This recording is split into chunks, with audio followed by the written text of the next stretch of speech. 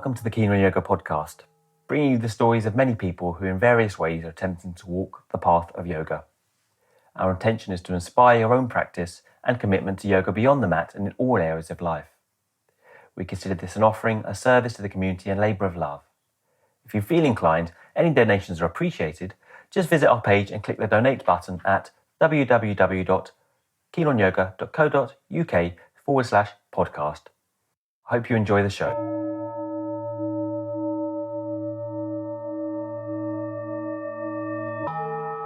Today's guest on the Keen on Yoga podcast is Leslie Kaminoff. Leslie started yoga in the late 1970s with the Shivananda School of Yoga.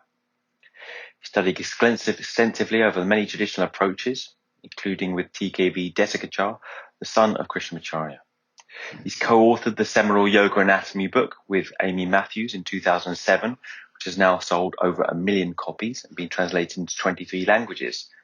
More recently started the incredibly successful Breathing Project in New York, highly popular non-profit organization. Calls himself a yoga educator or yoga cowboy even. He's highly outspoken on many issues of modern yoga, including the teaching standards and teacher-student relationships. He's a courageous, honest and highly needed free thinker in the yoga world, becoming increasingly dominated by established discourses. Welcome to the Keen on Yoga podcast, Leslie. Can I just ask you how you first got into yoga?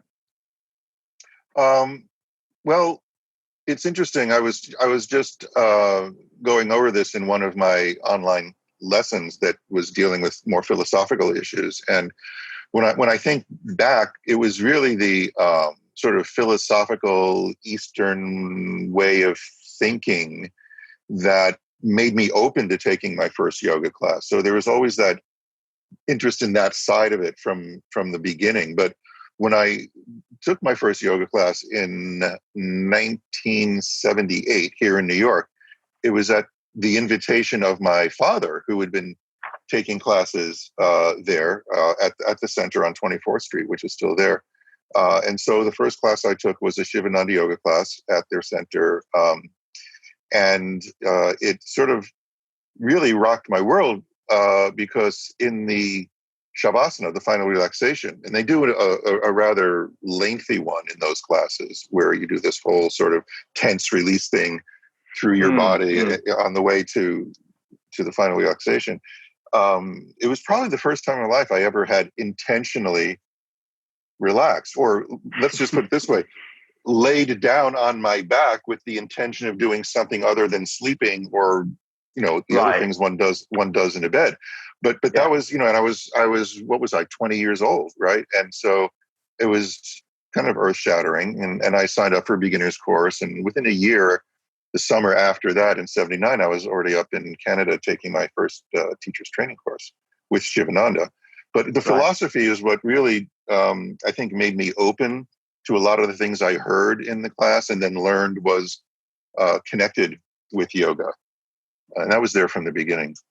And then your training with Shivananda, or because I think your kind of mentor was TKV Desikachar, is that right? He was, but I met him 10 years later. I was a Shivananda teacher at the beginning. I started teaching here in New York and hanging out at the ashrams. I also came out of a theater background, so I had some skills in theatrical production, which came in handy because they were doing all these festivals at the time. In fact, the summer of my first training in 79, there was a big festival they had up in Canada at their headquarters north of Montreal called the Festival of Inner Light. And I helped to build the stage. And then I was talking to the people who were organizing, and I said, so who's your stage manager going to be? And they would go like, what's that? And I was like, the person who manages the stage, and it's like, okay. So I stayed on past, my intended departure from the teacher training to basically help them produce and manage this event, because I had done that sort of work already. And so, my skills became sort of recognized and valued at the ashram. And so I ended up down in the Bahamas for a while on staff there. And eventually I got sent to India in the very beginning of 1981 to help produce a teacher training down there. And I actually took sannyas. And that was a very quick track through the ranks at the time. There was usually a whole period of brahmachari and all of that, but so I was just so annoying to Swami Vishnu. I think he just initiated me just to shut me up, and so he did. And I rather soon after that, in March of '81, got transferred to Los Angeles to be the director of the Shivananda yoga community there. And that's where I eventually left the Shivananda organization a year and a half later and began working more in physical rehab, sports medicine kind of world, which in Los Angeles at the time was very, very prominent because the Olympics were coming in 1984. And so the whole immersion into the sports medicine world of biomechanical analysis and body work and looking at hundreds of x-rays, that all sort of came into my life rather quickly, because the woman I ended up living with, my girlfriend at the time, was an athlete, and she was good friends with this doctor who had started the Sports Medicine Institute, a doctor named Leroy Perry. He's a chiropractic orthopedist, and I learned a lot from just hanging around him and watching. That just kind of took me into the anatomy realm a lot more deeply than I ever could have been. And I learned by absorbing. Yeah. Immediately, you were kind of thinking yoga with anatomy very early on. Then, I mean, much earlier than anyone else. Before I knew any anatomy, I was thinking, because I was, see, when you teach a method like Shivananda or Ashtanga for that matter, where the form is fixed, you're teaching the same thing to everyone who comes in the door, because the form is fixed. The differences in the way people are able to accomplish the form are very, very much in evidence. And the same is true of Shivananda, because it's a set sequence of postures. And so I began looking with a lot of curiosity at people's bodies and the way they moved and breathed and all of that, wondering what it was that allowed this person to do this thing easily and this person to have such difficulty with it. And so the curiosity was there. And then when I began learning anatomy, that began explaining a lot of the things that I was seeing, because, because this thing is attached from here to there and then it goes to there. And if it's tight, they can't do that thing. So it was just that way of thinking that I already had, that, a lot of, when I plugged in a lot of the information I was learning, it began to explain what I was seeing, and also lead me to start experimenting with different sort of workarounds for people so that they could build some more basic skills or awareness or flexibility or strength that would allow them to accomplish to do the postures. And at a certain point, you can experiment your way right out of the Shivananda organization, because you got to teach. You got to teach the class. You've got to teach the class. Yeah. I think it's interesting because at first it definitely piques your interest, right? Like you've got there's all these bodies that do something differently, so it just kind of begs the question as to anatomy straight away. But then as you start getting further into it, you kind of you kind of sell yourself out of the equation, really, of teaching a set system altogether, don't you? How did you get into what about the Vini? Well, do they still call it Vini Yoga? Desikachar? In certain parts of the world and with certain teachers, that's a whole other conversation. Right. Okay. Frankly. Yeah, I'm sure. But this process I just described of modifying and adapting and really trying to make the yoga relate more to the individual rather than the individual to the system. I was not, without knowing it, I was moving very strongly in the direction of Desikachar's perspective and his approach. And it's interesting because in those early days in Los Angeles, I became friends with someone who I'm still friends with, a guy named Larry Payne, who is a student at Desikachar's, and he and Richard Miller are the two founders of the International Association of Yoga Therapists, IAYT. And at the time, he wasn't quite there yet in his own practice, because he had started just a little bit before me. But he had met Desikachar, and it must have been in 1981 where I met Larry, and he had just recently returned from a trip to India where he was visiting all the sort of major teachers, Iyengar, and the Kavalyadam in Lonavala, and in Madras he visited with Desikachar and a few others. And so he was talking about this trip, and I actually heard of all of the people he had visited except for this one guy in Madras named Desikachar. I'd never heard the name mentioned before. And he was most impressed with Desikachar. And I said, well, what impressed you? And he said, well, it's all in the breath. According to him, it's all in the breath. And that's all he said about it. But it stuck in my mind. And I forgot the name. I promptly forgot the name Desikachar, but I remembered it's all in the breath thing. And so mixed in with all these observations I was doing, I was still teaching Shivananda at the time, I started really paying attention to the way people were breathing. And that sort of organized a lot of the other details for me, because when people changed the way they were breathing, it had a much more fundamental effect on all the other things they were able to do.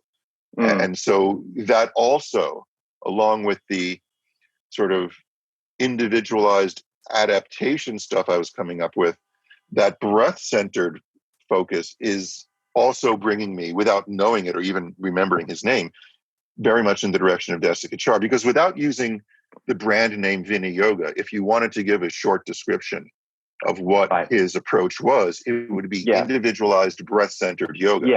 Yeah. I mean, it's kind of ironic that the son of Krishnamacharya, the kind of, obviously the proselytizer of modern yoga, full stop, is so unknown, really, well, he used to be less known. He's more known now. More known, but never less, compared to, say, some Instagram person in modern times, it's a sad truth, but, he's got a huge precedence that he should have. But we understand, especially in Ashtanga Yoga, we understand that, Krishnamacharya had this kind of trajectory where, he started teaching in a certain way, and he laterally, in his later years, it's common knowledge that he, started teaching individually, not the sequence that he taught Pattabhi Jois, for example, or BKS Iyengar. Absolutely. Well, he didn't teach very much to Iyengar, actually. Iyengar really developed most of it on his own. Yeah, exactly. But one wonders, though, if independence hadn't happened in India in 47 and the Shala in Mysore closed in 1950, if he had continued to have the patronage of the Maharaja, right. Would he have carried on doing that? Would he? He would not have had to move to Madras. He would not. He had a family to support. This is not a Swami. He had to make a living. Right. And so his sponsorship dried up and he had to go where the work was. And that ended up being eventually in Madras. And the work was working with people one-on-one from every walk of life, with every sort of health condition you can imagine. So he became more of a healer. And of course, that's where you have to start adapting things. So the same guy that laid down the law in the Yoga Makaranda, or the way he taught Pattabhi Jois, the same guy who laid down all those rules, 20, 30 years later in Madras, is saying the very essence of yoga, above all else, is that it must be adapted to the individual, not the other way around. It's hard to believe that all came from the same guy, but it did. Yeah. It's a shame to break the idea in a way that it's not delivered on high, that he didn't have the divine revelation of the vinyasa. They had more practical concerns of supporting a family that dictated it.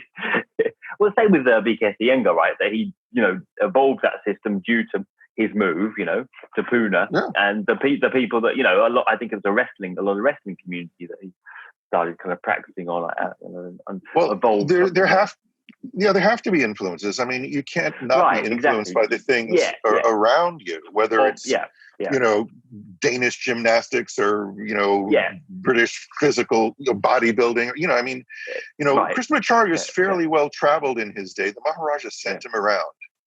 He sent him to Lonavala. He sent him to all the places where they were doing this work. It was all part of the nationalist movement as well. It's important to remember the political side of what was happening at the time, and the degree to which the Maharaja wanted to demonstrate that these native systems of health it was the same as the homespun movement. We can wear Indian cloth. We don't have to depend on imported clothing, and then Gandhi was all about that. And in a way, it was like, we have our homespun systems of health too. And that was part of what the Maharaja was promoting by the demonstrations. We're having a resurgence of that now, I think, in India as well, in a way. Well, yeah, but it's got a very dark side right now. The angry nationalist movement. We can talk about that maybe a little bit later. But yes, it's an interesting one. Let's just, for people that don't know, and this is mainly an Ashtanga-based podcast, so I'm trying to broaden the context of it. You're still with the TKV kind of camp of doing yoga or practicing yoga. Well, I don't really think there is a camp, frankly. Right. The attempt that Desikachar made to hand things off to his son Kaustubh was, in my view, a spectacular failure, and perhaps the best demonstration we have of early onset dementia, which of course is what he died from way before his time. And so his insistence on trademarking the term Vini Yoga and attempting to control it from the top down, given the fact that he was literally in diapers when most of us, or had not even been born when some of the more senior people were studying with his father, the theme of this is Kaustubh, he's had his own troubles, not too different from the revelations about Patabi Joyce, or Iyengar was never really accused of sexual impropriety, but he was, of course, not the gentlest of teachers in his day. Well, he was not treated gently by Krishnamacharya at all. Exactly. He was abused by Krishnamacharya. There is no camp. There's There's teachers. The particular principle, I suppose, of vinyasa, of placing the breath, that latterly was the kind of expanded, I suppose, from the early days when there was a set sequence, and latterly Krishnamacharya started placing different vinyasas with a breath, I'm just trying to kind of, I suppose, give a little small window on the teaching that you've been exposed to, I guess. Probably you could do that a little bit better than I can. Well, sure. But it was all filtered through my relationship directly with Desikachar, which had to do with who I was. So everyone got something else. Gary Kraftsow got something else. Richard Miller got something else. All of these, and some of the Indian teachers who, like Navtej Johar and Sriram, they had a very different kind of relationship with Desikachar because they were Indian, and a lot of them were also engineering students. Well, Navtej was a dancer. So everyone had their own interaction and their own sort of set of information that they were given based on who they were and what their background was. And that's why, if I were to describe again this individualized breath-centered approach of Desikachar, you have to put individual first and breath second, because for some people, bringing too much focus on their breathing doesn't serve them. It makes them anxious if they have a trauma background or something like that. Right. So as much as he and his father valued the centering of breath in everything that was done, and he would say things like, Desikachar would say things like, if what you're doing physically in your practice is so intense and demanding that it causes you to lose connection with your breathing and the quality of your breathing, you're not actually doing yoga anymore. You're doing calisthenics or gymnastics. It doesn't mean it's bad. It just means according to that definition. According to his definition of yoga, it's not. Yeah. And so in spite of making a statement that strong about the breath, what would trump that would be if the person, the individual, would not benefit, at least not right away, from that focus on the breath. You have so many other things you can do with them. You can chant with them and not even mention the breath, just have them make sound, or you can just have them move and trust that the movements of their body will naturally generate breath and some kind of coordination. So you have to put the individual first in Desikachar's perspective, even before the breathing. Right. And that's my understanding of it. So the individual even has a primacy before yoga, really, even the yoga method, as it were. But for him, that was yoga. Yoga is relationship, according to him. Right. So the other thing he would say in that direction would be, for the teacher, the object of meditation is the student. And that's where the yoga happens, in the connection, in the relationship. Yeah. Well, this is a nice sojourn onto your interest in the student-teacher relationship, which, I kind of think is going to very important in your current, teachings from what you write about, right? Well, sure, and it goes to a political stand I've taken against regulation and things like that. To keep that slightly there. You were quite. Just kind of backtrack. You were quite into regulation at one point, weren't you? So what's changed there? Let's go to the. I was never into regulation. I thought you wanted the standard. I thought you wanted the standard of regulation of yoga. Okay, I can understand where that would be. Okay. I'm very happy to set the record straight, because please do. It's easy to think that, because I was one of the people in the room when we came up with those 200 and 500 hour standards. Okay. Wow. But I was not happy about. I was not happy about another yoga organization, namely the Yoga Alliance, forming to administer those hours. I wanted to be. Someone has to, doesn't they?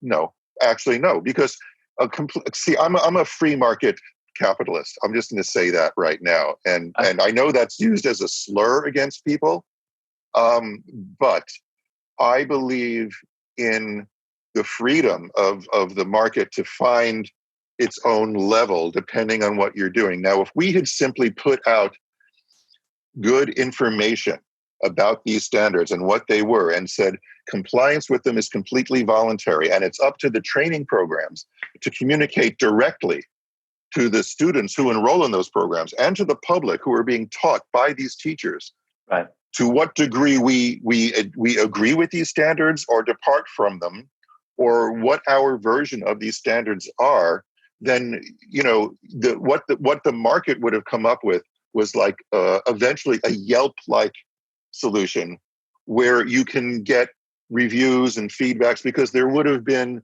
a demand for it. Right. And okay. There would have been a way to make money from it in a transparent, honest way, instead of what we have now.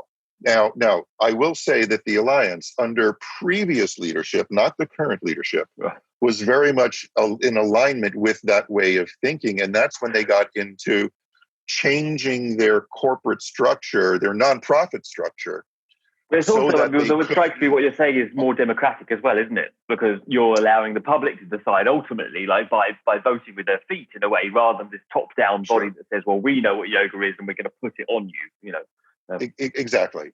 And the good stuff will float to the top and the crap will sink to the bottom.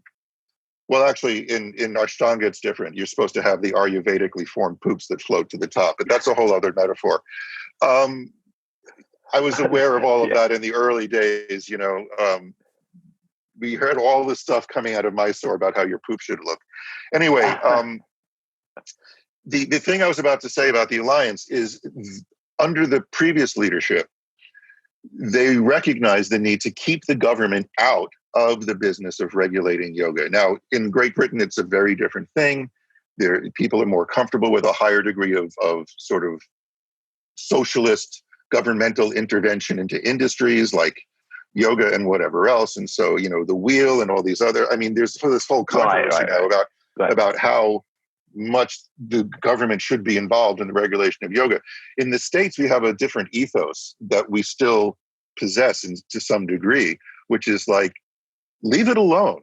If it's not broke, don't fix it. And so the Yoga Alliance actually has done some very good work on a state-by-state basis here in the US when they tried to regulate teacher training programs as vocational training, the same way you would regulate a bartender school or a hairdresser school or something like that. They were able to keep that from happening. I fear that the priority on the advocacy has really, really gone on the back burner right now with the Alliance. And I honestly don't know what principles they're operating off of at this point. I've had this conversation endlessly with the current leadership, and I get no good answers. They're in a tough situation because Yeah. of what's been happening, and their base is being cut from under them because people have more important things than worrying about their alliance dues right now when they can't pay their rent and they're closing studios left and right. But they have extended the online exemption for contact hours, and that's going to have to become permanent. That's going to have to become permanent. So yeah, I don't know. I mean, the thing is, I guess you're hoping that there's a trusted body of authority rather than kind of giving the authority back to the public to decide in a way, which is also potentially risky, because, well, you're coming for a training, aren't you? You're coming for a training, I suppose, with your idea of the reviews, that you write posthumously a review, but then you've done it in a way. I don't know. I mean, it's like, well, you don't know, and then you don't know what you don't know until you find it, right? And so but in the end, if you have good well-designed data collection, people who try to game in a system, or people who may be motivated to lie about their experience in their teacher training program, that all can get sorted out, I mean, speaking as I am to someone who's deeply involved in the Ashtanga community, I think we can agree that if you vest too much authority in some hierarchical structure, whoever is at the top of that structure, it will bring out in a very strong way whatever flaws or inconsistencies or unethical tendencies they have. So I don't think I need to say more about that. It's been discussed endlessly. Yeah, we've discussed it quite a lot already. I'm sure you have. Yeah. I can't remember how we got onto that from the student-teacher relationship, but because if you bring a third party into the student-teacher relationship, whether it's a governmental agency or an insurance company or anyone else, even when somebody else pays me as a teacher for a third party's lessons, that really does complicate things a little bit, so keeping those relationships direct and free from interference from third parties is sort of the ahimsa ethos that would underlie the ethical argument against regulation. So it is about the student-teacher relationship and keeping it, respecting it, and protecting it. Yeah. So how would the third party produce a violence in that relationship? By restricting the freedom of the student and teacher to have to enter into a voluntary relationship where both of them are able to exercise their agency freely. And this goes into a whole other discussion about the abuses of the student-teacher relationship, which we can certainly talk about. And even the logistics about teaching currently, because I mean, obviously, originally you had that Krishnamacharya latterly, especially latterly taught one-to-one, but and that was the way the yoga was always taught, right? You had a teacher, you had one student and one teacher, and they knew each other. I mean, right now we have a system in Mysore where, I mean, increasingly, there is very little recognition of the student, right? Because there's so many people. But I mean, I know that Sharat would argue that it allows everyone an experience of, experiencing the method. So, I mean, what you're talking about logistically is very hard if you want to expose yourself to, many people, right? Sure. And the demands on your time and attention, where you have to relate to each and every student as an individual, right? Sure. And do it ethically and in a way that doesn't harm. And, I don't know. It's the thing about let's project a possible historical scenario. Let's just say when Krishnamacharya moved in the 50s to Madras after the Shala was closed, let's just say there was an existing agency whose job it was to ensure the safety of yoga students and regulate the spaces in which yoga was taught, because you have to have so much square footage, you have to have so much lighting, you have to have so much toilet facilities, whatever. You have to have insurance. You have to show the certificate of occupancy of the building to make sure you're zoned to be doing this activity. Okay, Do you think Krishnamacharya would have put up with that? Do you think that we would have what we have now? In terms of the people that were trained in that era, Desikachar and Mohan and Srivatsa Ramaswamy and all my colleagues and myself.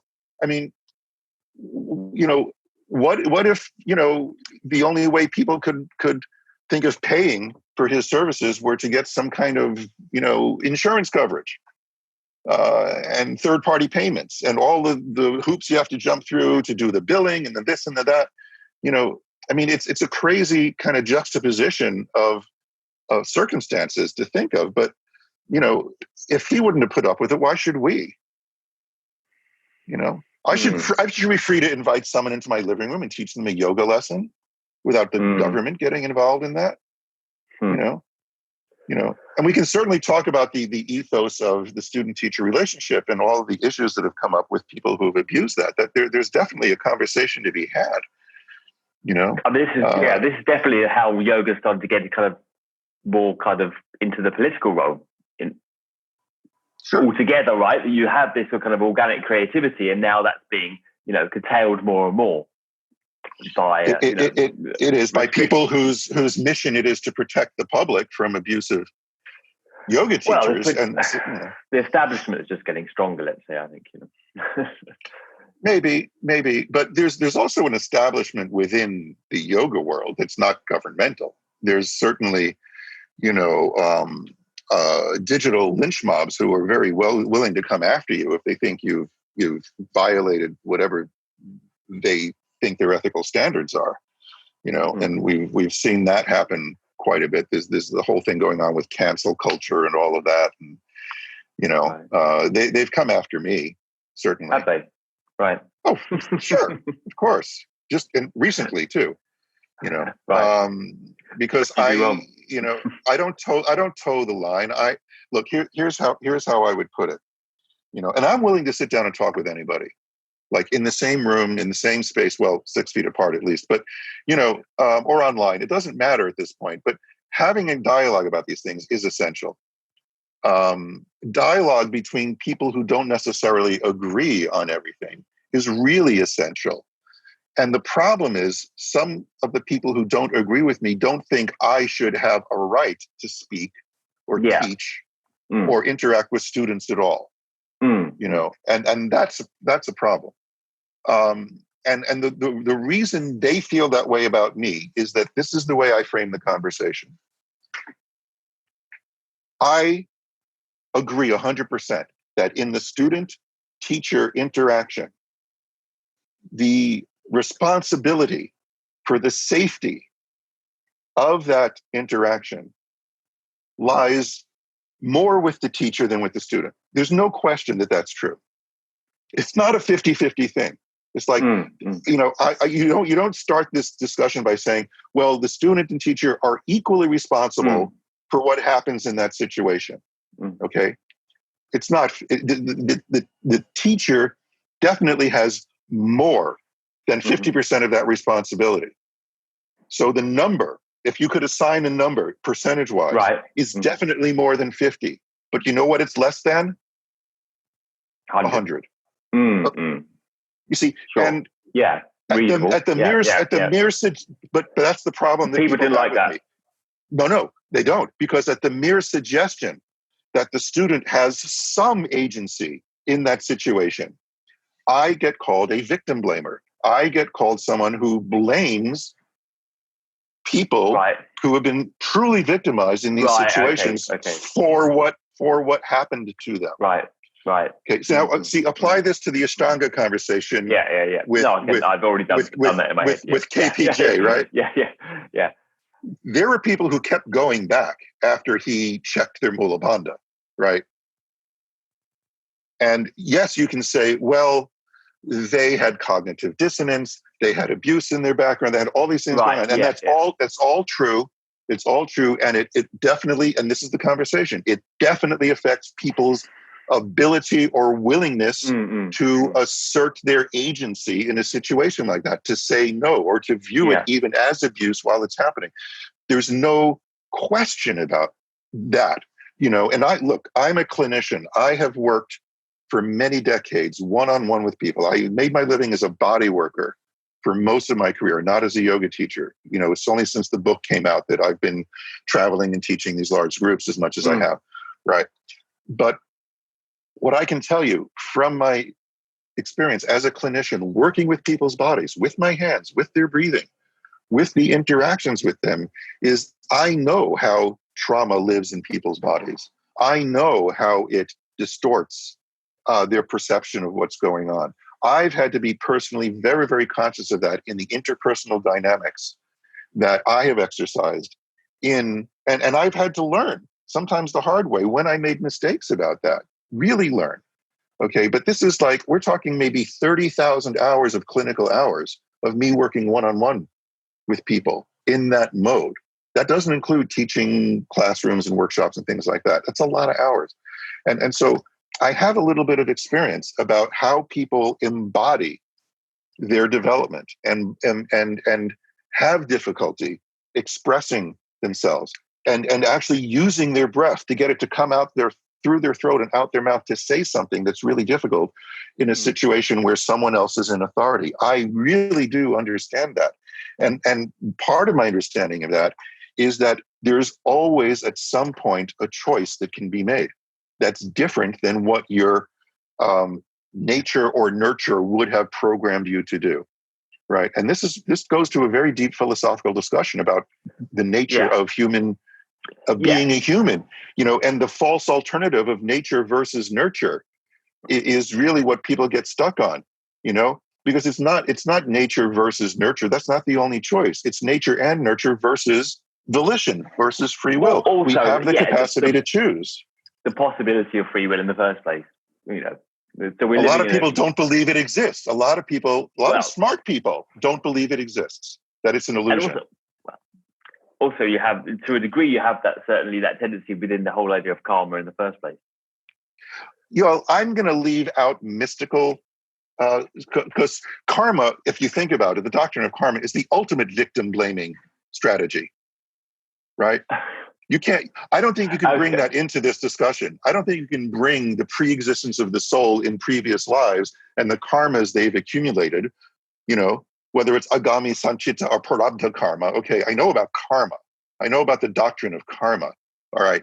But if you bring that into this discussion, all right, how is that not the ultimate victim blaming thing? Because you have to take into account the karma of the victimizer, And even if you leave that out, of the discussion and only take this life as what's given and don't accept or at least talk about what could have come before or what's going to come after, okay, how does the person who's doing the victimizing, how does their upbringing, how does their abuse at the hands of their abusers when they were young not figure into the discussion, right? Because people talk about free will as if the victimizers have it and the victims don't. Mm-hmm. As if the victimizer could have chosen differently based on his background of abuse. Like you look at Iyengar and how he treated his students, BKS, Yeah. Beat, kick, slap. Right? Kick, slap, Iyengar. Right.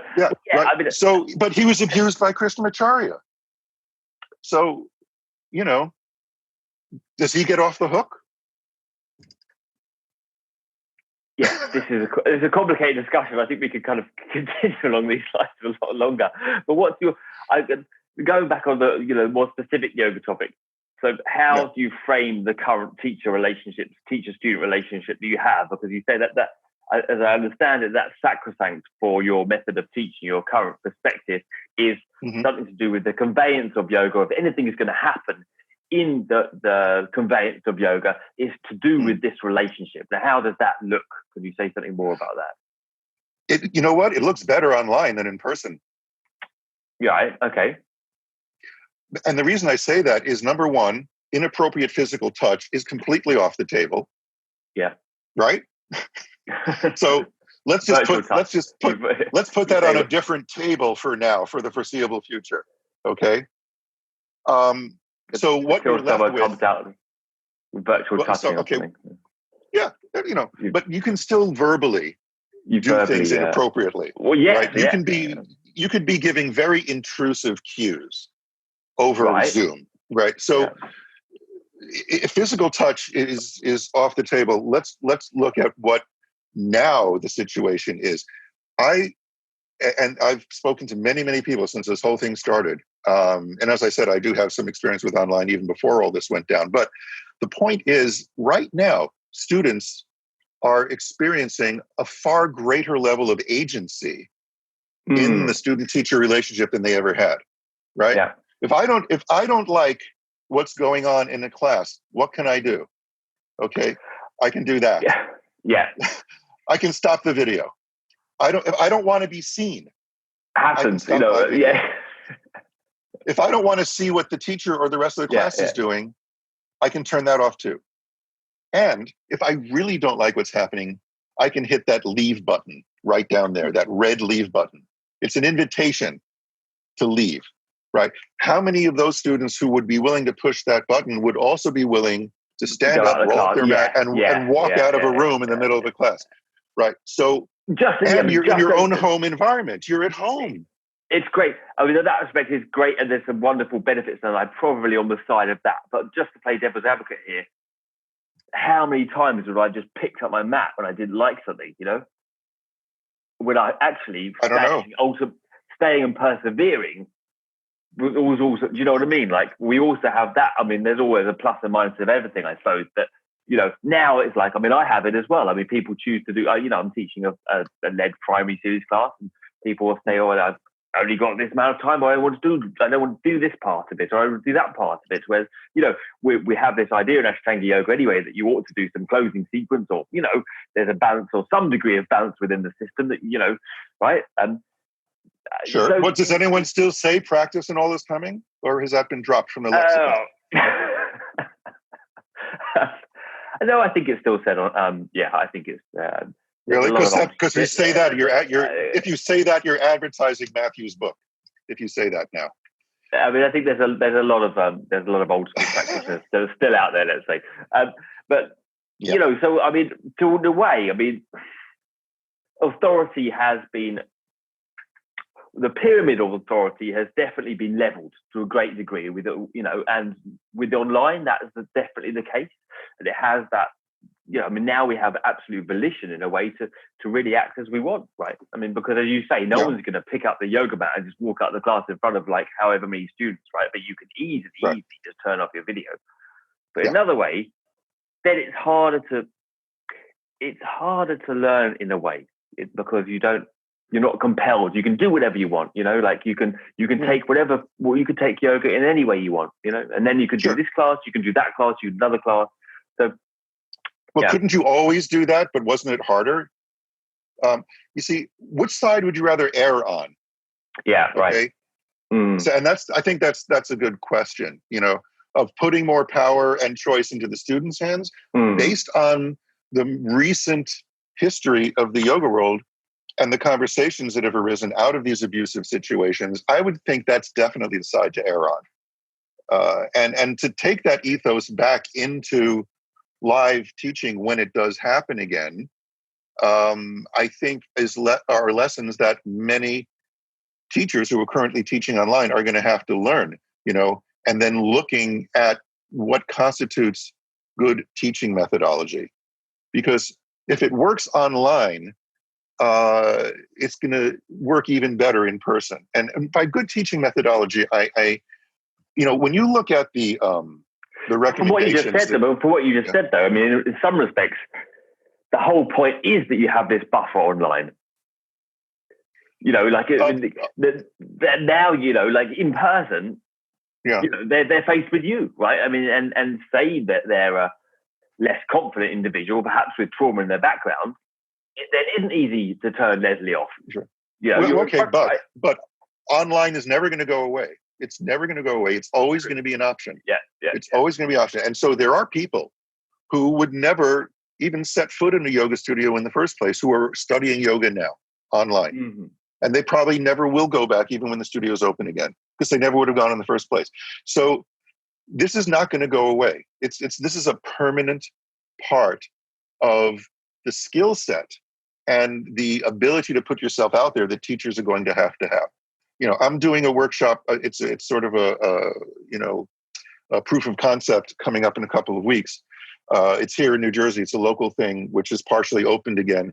And there's going to be 6 students in the room, spaced out, and a live feed on Zoom at the same time, right?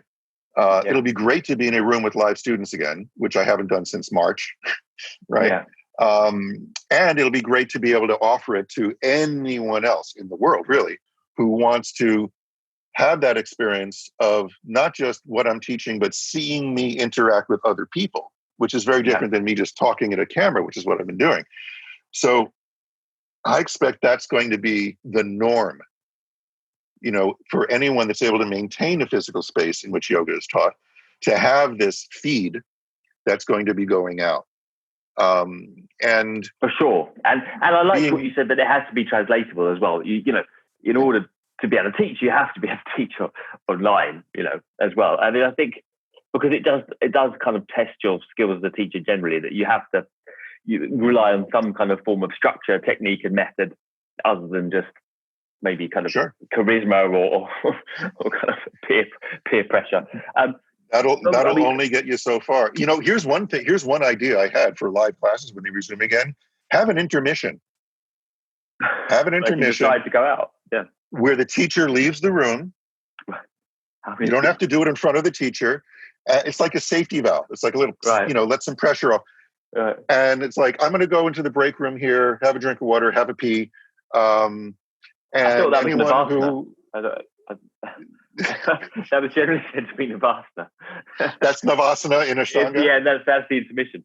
I mean, having your idea of the student-teacher relationship, how does that translate online? What does that, what does that mean? How personal? I mean, my particular worry with this, and your stress of it originally, was a student-teacher relationship immediately sounds, and one-to-one relationship immediately sounds quite personal. It sounds like and is that a bad thing, relating quite personally as yourself, as a person? Or how much should you be the teacher in? Well, it means not exercising that from the standpoint of my agenda, but the students. I don't have this thing like, oh, you have to have a personal relationship with me and it has to be this thing, or it's not yoga, or it's not working. And what has evolved from some of the online teaching I've been doing is I make it very clear how much I welcome feedback, whether it's positive or negative or anything, or questions, comments, suggestions, whatever. And several people have come up with things that they weren't necessarily comfortable addressing in a live interaction. And we've broken it off into a one-on-one Zoom thing, and that's been very powerful, but it's an option. But also I think this is something I had to resolve. About their personal journey or about your method of teaching, or? No, some experience they've had, or something that came up for them in the course of the conversation or the practice or whatever. And, and they wanted to discuss it. And that's been wonderful. But the important thing I think here for me to say is that I had to solve this issue long before the whole online thing was going on, because at a certain point in my evolution as a yoga teacher, it became impossible for me to teach a group practice, because I would come in with whatever sequence I designed and we were going with it. It's not like Ashtanga where pretty much what you're teaching every time you walk in the room. I was developing these different sorts of practices, and things would be cruising along brilliantly until, I made the mistake of actually looking directly at one person and seeing what they were doing to my beautiful sequence. And it was like, and then because of my background as a body worker and my, interest in anatomy and all of this, I would go over and start working with one person during this group practice. And it was fascinating, and it was a great interaction. And of course I had their permission to do this. And of course, everyone else stopped what they were doing and just gathered around and started looking at what was happening. And so it became a clinic or a workshop or something, but not a group practice where everyone is cruising through from beginning to end. And I couldn't figure out how not to do that. I couldn't just put blinders on and just not look at people. Right. I couldn't do that, but I couldn't keep calling it a group practice either. So I just started calling it clinic. And that's all I could do for many years until I was able to really understand what my role is in that room if I'm leading practice. And it's not to keep every single person safe individually, because you're going to run around like a madman at that point. And it's a lot to put on your shoulders. Because what I had to realize is, number one, you cannot keep everyone in the room safe. It's impossible. It's not doable. Because if there's a person in my class, regardless of how brilliant an instructor I am, who's determined to hurt themselves, they'll find a way to do it. I have been that person. I know what it's like to be that person, and I know what it's like to have that person in my class. Yeah, I've seen people injure themselves in cat-cow, frankly. So number one, I know it's not possible to keep everyone safe because everyone has their own choices to make. Regardless of what I'm saying or how I'm demonstrating, they will choose their own way based on who they are to do that. It'll be like, ooh, that felt good. A little bit of that felt good. A whole lot of it will feel better. And it's like, well, that's the pathway to hurting yourself. So I understand the limits of what I can accomplish, but I still take the responsibility very seriously by not giving cues that encourage that sort of behavior. By inviting people. You're teaching group practice now. Right, okay. Because I think absolutely. Right, okay. So I've been teaching group practice all along, but it's with this understanding that you have to balance the technique with inquiry. And that's like the sthira and sukha that a teacher needs to navigate. The inquiry is what creates the space, the safe space for people to have their own experience and have the practice be their own, to exercise their own agency in the situation. Okay, that's the inquiry. That's the space. The boundary, the sthira, the structure, is the technique I'm teaching.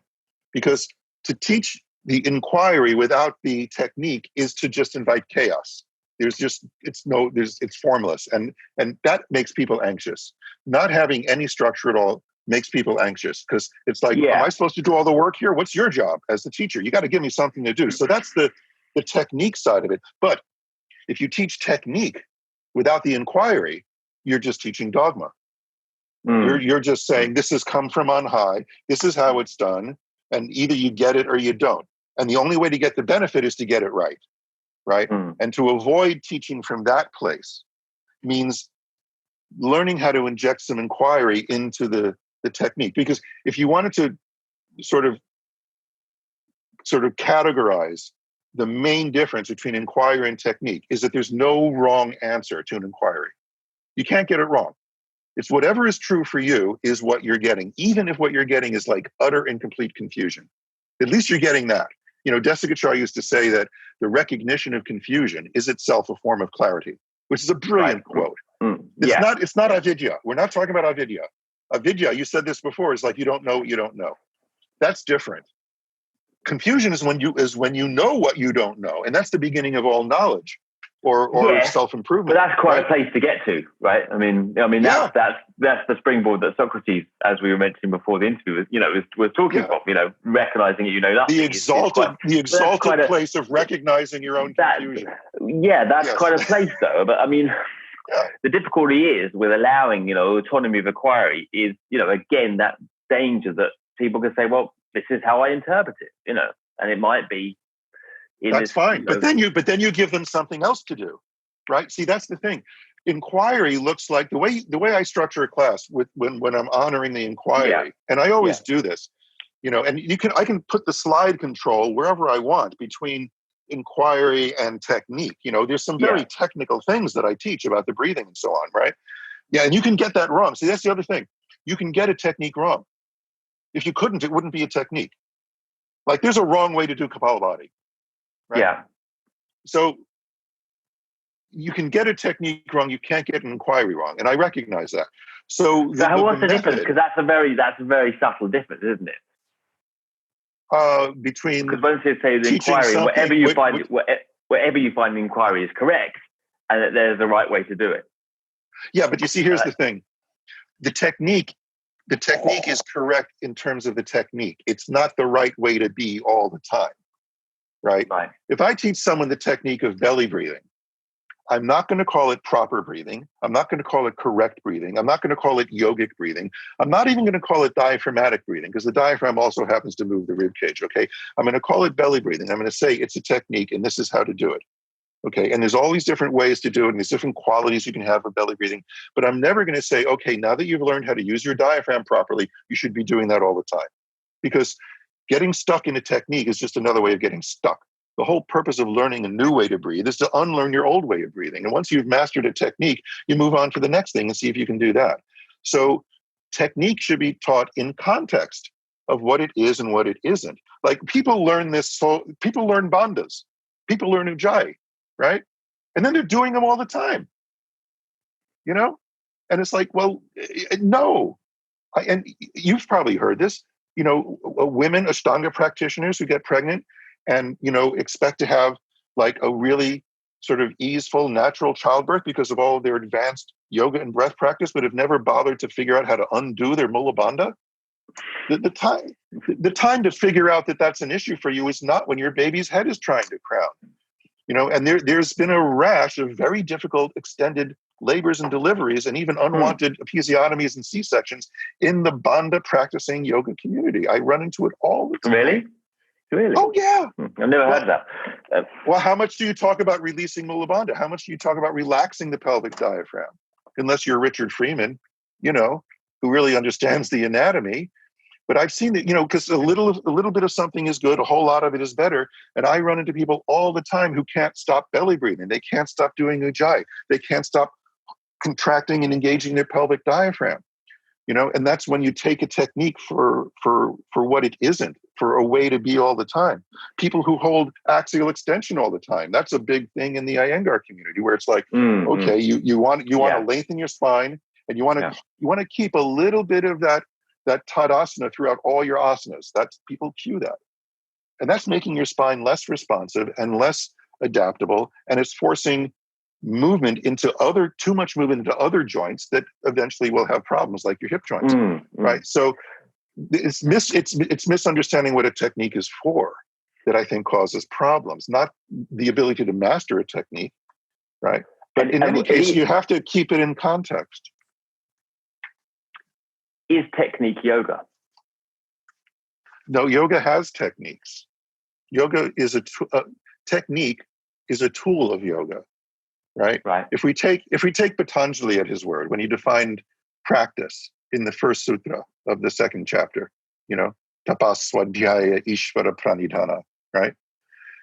There's this threefold nature to it, right? And the tapas, really, if we take the root seriously, I mean, it means heat. It means to generate heat or to purify by heat or to cook something. Okay. So what's implied there is that you're generating a certain amount of friction against your samskara. You know, you're breaking yourself of certain habitual ways of behaving or thinking you're doing. Asana is an example. You know, asana has to have a quality of tapas to it. If you grew up in India sitting on the floor cross-legged your whole life, you know, coming into a yoga class, sitting on the floor and doing sukhasana is not an asana for you. There's no tapas element. You've done it your whole life, you know? So there's that element of working against the grain. And technique certainly comes into play there because, you know, how many people can do a correct Kapalabhati right off the bat without any training? It's a very unusual way to breathe, you know? Bandhas to some extent are natural, right? Because we've been modulating the way we breathe and think and feel inside our bodies with our breath our whole lives. And so we do have an instinctive way of holding ourselves if we're lifting a heavy weight or getting into a hot bathtub or, you know, having a difficult emotional experience. We're doing something like bandha. We're creating interactions between our diaphragms all the time. You know, when we call it a technique, though, sometimes it's not so much about learning something new. It's about learning to be more conscious about something we've been doing our whole lives, right? So, but that's all in the realm of technique and tapas, because you're taking your behavior outside of its habitual sort of pre-programmed way of operating. Right, so learning a technique is a discipline, essentially. Yeah, but it's done with self-awareness. It's done with swadhyaya. It's done with the spirit of inquiry. And it also has to be done with the recognition you can't change everything. You can't change your body proportions. Okay? Yeah. If you're sitting in Dandasana and you try to put your hands flat on the floor and only your fingertips touch the floor, how miserable are you going to be in an Ashtanga class when you're asked to do a jump through?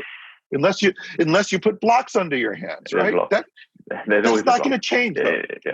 But that's not going to change. Your body proportions are not going to. So that's Ishvara Pranidhana, right? You have to surrender.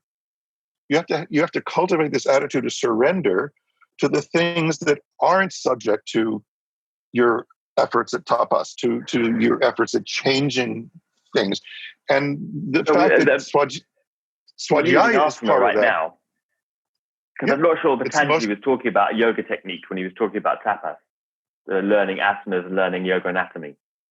Well, sure, but breathing is a tapas. Right. Anything. If anything on the Ashtanga, the 8 limbs of Patanjali's yoga, wasn't tapas, it wouldn't be there. I mean, ahimsa is tapas.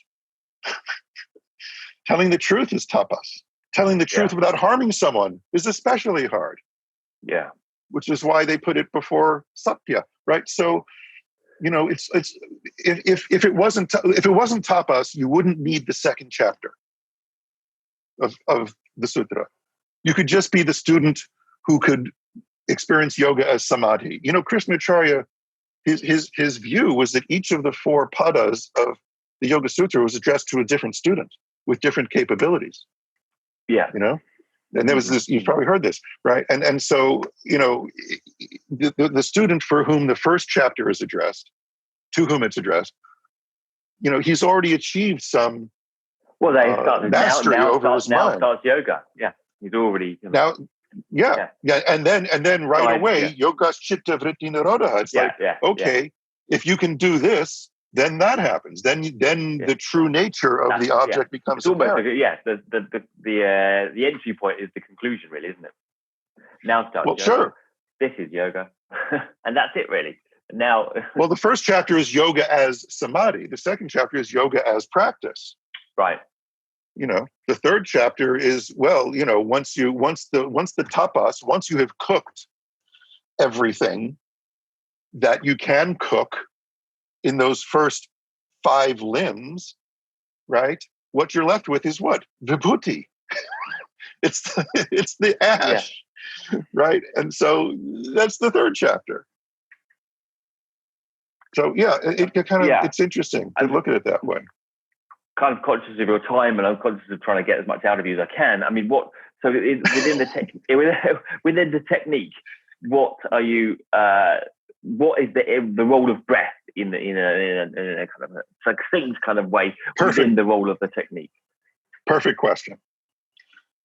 Because in my view, it's our biological life force link to that exact formulation of yoga practice, of tapas, swadhyaya, ishvara pranidhana. Because our breathing, our human breathing, which is unique among mammals, by the way, because there's other air-breathing mammals who don't have this access to both the voluntary control of breathing and the involuntary, the autonomic. Okay, and so the fact that we can, for a period of time, within strict limits, take voluntary control over our breathing, okay, does feed into this whole tapas thing. It's like we're changing the things we can. But the fact that there are strict physiological limits on that, and beyond which we have no control, beyond that our breath controls us. That's the autonomic side of the breathing. That's the Ishvara Pranidhana side of the conversation, right? Think of the serenity prayer. This is the serenity prayer in our bodies. The breath is the serenity prayer in our bodies. And the serenity prayer is, of course, this famous formulation that Reinhold Niebuhr, the theologian, came up with. It's used by all the 12-step programs. It's that we want to have the strength to change the things we can, the serenity to accept the things we cannot change, and the wisdom to know the difference. And there's your swadhyaya. And so for me, the fact that that's how the most fundamental rhythm that keeps us alive on a moment-to-moment basis, our breath, is literally embodying for us, if we care to view it this way, these principles of yoga practice, tapas, swadhyaya, ishvara, pranidhana, means that the teacher literally is inside. That's that's the teacher of yoga. It's how we keep ourselves alive. And the power that people find in a practice like Ashtanga or any other practice where the breath is centered is that it will teach you that. Whether you're conscious of it or not, it will teach you that. It will teach you how much you can accomplish that you thought you couldn't, what the power of your breathing is, and it'll also kick your ass when you push too far. And it'll lay you out when you try to extend or push beyond the limits of what your body's breath, your physiology can tolerate. So it's a humbling experience on that side when you run into the stuff you must surrender to, but it's an incredibly empowering experience in the other direction when you realize how much you are capable of that you didn't realize. So, and the swadhyaya element really, to me, is having the perspective to know that that's what the process is. I think, you can be just a student who's practicing and getting all this benefit without ever having to really introspect that deeply about what's going on or what's changing you. But if you want to teach this stuff, that's what you have to grasp, is the inquiry, the swadhyaya part of it. So there's no specific breath around technique. It's more just like the emphasis on breath, different types of breath. Sure. Is that what I'm getting? I mean, obviously, but there's a whole we have a particular breath and a particular kind of modality with bandhas and breath that go together, and that's one thing. But I kind of trying to get a handle of how you're styling it, and it appears that you're teaching different kinds of sure. Well, different kind of anatomical techniques and breath. I teach bandha all the time, but if I'm teaching it to a group or an individual, I take them through a whole process that ensures that they understand how to connect with and relax the structures that they're going to be engaging, so that I'm not just layering more tension on top of pre-existing tension they didn't know they had. So there's this responsiveness that's important for the pelvic diaphragm, for the abdominal movements, for the rib cage movements, for the movements of the head, neck, and throat. So that if we use the ability to execute bandhas correctly as sort of a goal, then creating because vinyasa, the term vinyasa comes from nyasa, right, which is placement. And so it's not just a label for a way of practicing and flowing with your breath. It's an understanding of what order things need to be placed in, not just within a certain practice in terms of what asana follows which, but what's the bigger arc of skill acquisition? What's the bigger arc of learning how to get from where I am to something I want to accomplish? And how can that vary for each individual based on what their starting point is? How many people are fortunate enough to know what their starting point is? So, yes, I teach bandha. I teach some fairly technical things about bandha that's fairly anatomically informed. And it's done with the recognition that people need to engage in a sort of an inquiry about where they're holding tension in these key places so that they know that they're capable of coming from a relaxed state into a state of useful engagement, rather than, as I said, just layering some tension on top of some pre-existing tension they didn't know that they had. And I suspect this is what was happening to a lot of the women who have reported to me the difficulty in childbirth, is that, you've got all of this upward, we use technical term, all this upward apana is being generated with bandhas. Bandhas are about creating upward apana, right? And that was one of the hallmarks of Krishnamacharya's teachings about the pranas. Apana is not just a downward moving force. Of course, that's how you pee, that's how you poo, and that's how you deliver a baby, with the most powerful downward apana a human being can experience. Now, if your practice is all about the upward apana, and you had a pre-existing kind of tension there, it's not just your nervous system that's doing that action, it's all the connective tissue that starts organizing itself around that upward action. And that's the connective tissue that has to stretch and release and really open up tremendously in order for childbirth to happen in an easy way that doesn't involve injury or surgery, and it's painful stuff. I mean, that hurts. You ever do this, that burning sensation in your lips? You try that. No, seriously, try that. And then imagine it happening in your genitals times 100. right? So there's got to be a lot of opening that goes on, and a lot of people don't encourage the release as much as they need to, so that their upward engagement is coming from a balanced place. So yeah, I teach the stuff. I can teach it technically, but it's in context. So the aim of your teaching is a sense of balancing this active engagement with release. Is that what you're seeking? Well, what would you sure. say? I mean, we're using our bodies, we're using our muscles, and that's how muscles work in a healthy way. What is the aim of your teacher-student relationship? What would you like to see the best conclusion of that relationship being? For whom? For which student? No, not for you. For the student. Well, which student are we talking about? Okay. That's one of those questions. That's one of those questions that's just begging for context. You see, we talked about that. We talked about that previously, right? Okay, right. Yeah. So you're just trying to facilitate whatever they wish. The object of meditation for the teacher is the student. It can't be the teacher's agenda. The teacher's only agenda is to be useful to the student. That's got to be the starting point. And the objectivity you have there, that you're not putting your agenda on them, and you're simply teaching techniques. If an emphasis on technique is what's useful for them, sometimes an emphasis on technique is not useful, at least in the beginning. I may have a technique in the back of my mind, but what is in the front of my mind is what is going to be useful for this person. Sometimes it's just having somebody sitting in front of them, listening, who doesn't have an agenda for them. That can be the most powerful yoga of all. I've seen Desikachar do it, Absolutely, and I've seen him demonstrate this in front of large groups of people with someone on stage with him.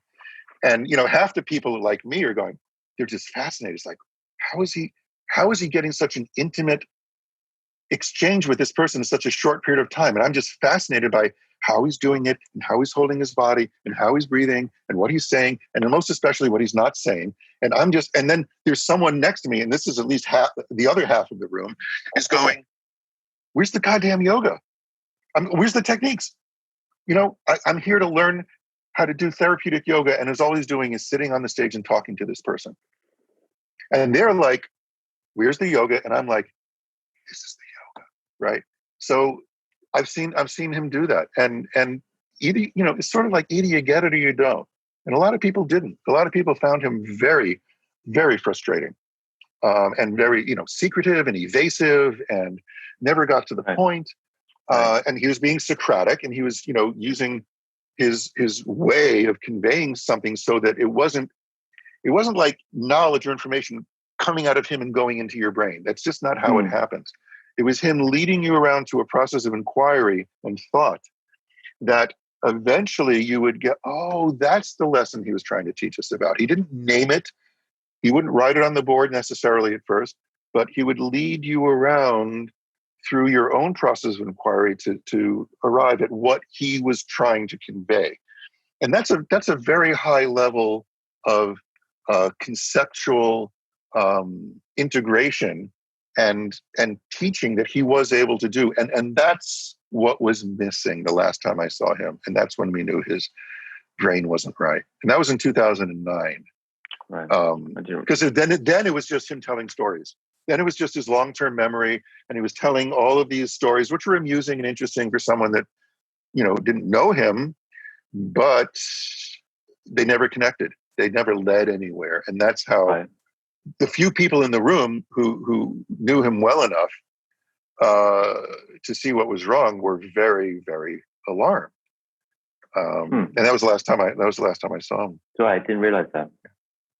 Leslie, we'll try and keep this a format of roughly an hour. We've gone over with you because you're very descriptive, very able to talk. Let's say, which is great, And I do this for a living, You do, you do it very well. But it's been a really fun chat, and so people get basic idea of yourself. Can you tell me one inspiration you have, and maybe one I hesitate to say it because I always say it and people don't like it, but a guilty pleasure, one thing that is an indulgence you have, and one inspiration you have, just to round it out. Oh, well, I'm actually, my guilty pleasure and my inspiration that I'll share with you are the same thing. The same thing. That's a surprise. Yeah, in the interest of time and being efficient. Yeah. Okay. Right. Yeah. All right. I really enjoy watching the UFC, the Ultimate Fighting Championships. It's mixed martial arts. Yeah, that's a guilty pleasure. Yeah. And I've been I mean, I'm not guilty about it, but other people would say like, ugh. So yeah, I've been watching it since I watched the Connor stuff. 93s. Well, of course, Connor. Yeah, over there, he's a big deal. And yeah, so I've been watching it since 93 when they started it. And what I really connected with was the fact that the Brazilian Jiu-Jitsu guys could take the biggest, there were no weight classes in the beginning. You could be outweighed by 100 pounds by the guy across from you. And without fail, the skinniest guy, Royce Gracie, the Brazilian Jiu-Jitsu guy, would wrap him up, take him to the ground, choke him out, or submit them. And I was like, wow, that's like the dark side of what I do to people on my bodywork table. Because because I understand joints and, angles and the way the body's supposed to move. And they're like, oh, they're taking it like the way it's not supposed to move. And it's causing someone to tap out. Okay. And that inspires me. It's very opposite. Yeah. That is perverse. And, just the short time that I've known you already unsurprised. But it's been a wonderful interview with you, and thanks very much for joining me. And can you just let people know where to find you if they want to continue this? Sure. Well, the easiest way is my my personal website is easy. It's yogaanatomy.org. And I always have to say it's Yoga Anatomy with the 2 A's there. Right, 2 A's, yeah. There's another one that's just Yoga Anatomy. Yeah, Anatomy, yeah. That's someone else, yeah. So it's yogaanatomy.org, and there you can find the online courses and the more recent teaching I'm doing on the union.fit platform, which is what I've been recording since April, since, the COVID thing. And we got a lot going on. So yeah, all the workshops and stuff are there, and there's a blog that I every so often post things too. And we're doing a cadaver dissection lab in San Diego at the end of October, which we're very excited about. And we're going to be live streaming that from the lab. So that's really, yeah. I shan't be tuning into that. That's how you learn anatomy. Hey, Richard Freeman's into the cadaver lab. Richard does cadavers all the time. Okay. Yeah, sure. Right. Yeah. Fair enough. Maybe I should do that. All right, I think I have my squeamishness. Well, it's been wonderful to talk to you. Thanks very much for coming on. Pleasure. Thank you, Leslie. Absolutely. It's really been fun. Right. Thanks for asking great questions. Bye for now.